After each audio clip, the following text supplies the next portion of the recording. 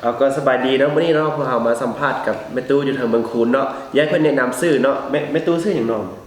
ซื้อไม่เข็นแม่เขนอยู่บ้านได้แม่อยู่บ้านเมืองงานอยู่บ้านเมืองงาน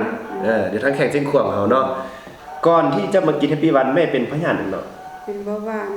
เบาหวานเป็นมาหลายปีแล้วเลยเป็นมาได้เท่า10นี่ได้10 ปลายกว่าปีเนาะแล้วก็นี่คือผลลัพธ์เนาะและหลังจากกินแฮปปี้วันไปจากแผงแม่เหมือนจากเม็ด10 เม็ดเฮาแผ่นที่2นี่หมดอย่าง5 เม็ดสิหมดอาการดีขึ้นแม่นบ่อาการดีขึ้นรู้สึกว่าตื่นตัวนี่ก็เบาแข้งขาก็เบากินข้าวแซ่บกินข้าวแซ่บนอนหลับดีมื้อนี้เนาะเราก็ได้เห็นแล้วเนาะเคสตัวอย่างกับแม่ตู้อยู่ทางเมืองงานแขกเชียงขวางของเราเนาะ